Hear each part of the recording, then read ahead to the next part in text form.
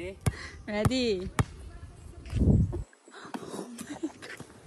Oh my God!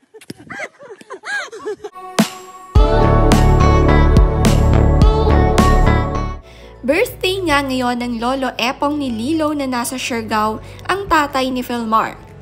Naibahagi ng kapatid ni Philmar na si PJ na sila ay pupunta sa Manila next week para sa kaarawan ng kanilang apo na si Kowa.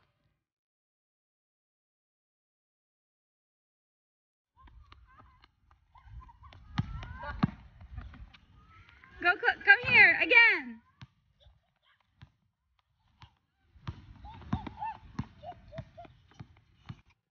Nag-outdoor play naman ang pamilya ni na Andy, Angie at Philmar para sa mga bata na makapagpaaraw at mapawisan. Para hindi nila makalimutan ang paglalaro sa labas ay mahalaga. Si Lilo very enjoy takbo ng takbo dito.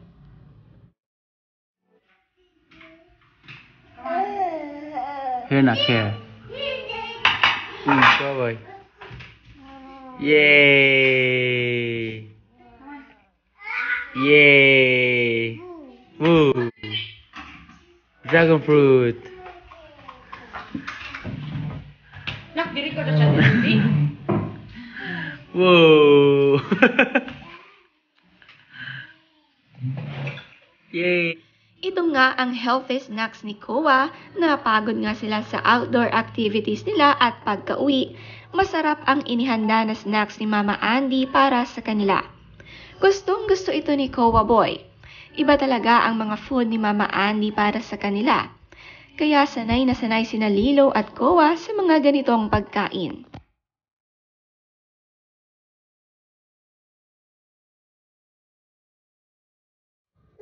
Woo!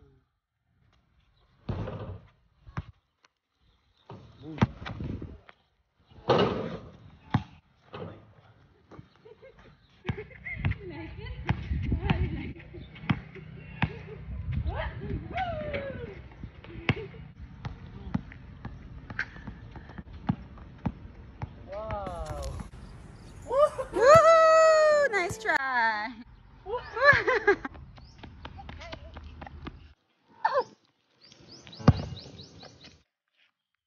Shit.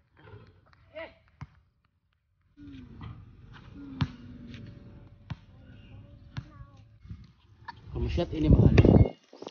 Patuloy tayo. Galingan mo yan. Ready? Ready? Oh my God! Athlete mode sina Papa Philmar at Mama Andy, nagduo nga ang dalawa sa basketball habang buhat ni Andy si Kowa. Si Lilo at Kowa naging masaya sa pagpunta nila dito. Mas maganda ang lugar na napuntahan nila ngayon dahil may malawak itong laruan at lakaran. Tiyak madadalas ang paggala ng pamilya dito. Solo na solo nila ang village tuwing lalabas sila.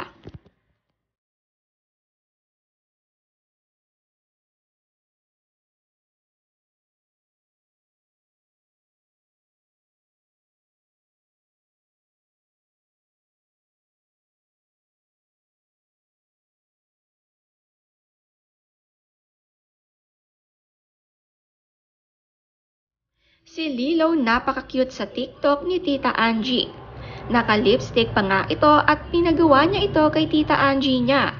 Nagagaya nga si Lilo sa pagsuot ni Tita Angie nito at umaura pa suot ang kanyang white dress at sumayaw din silang dalawa.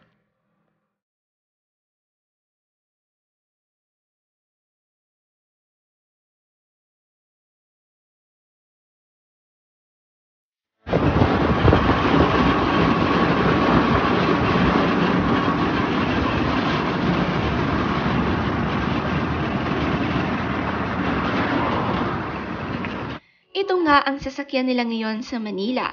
Nagta-tricycle muna sila at ito nga ang daan na kinuhanan ni Philmar papunta sa kanilang bahay ngayon.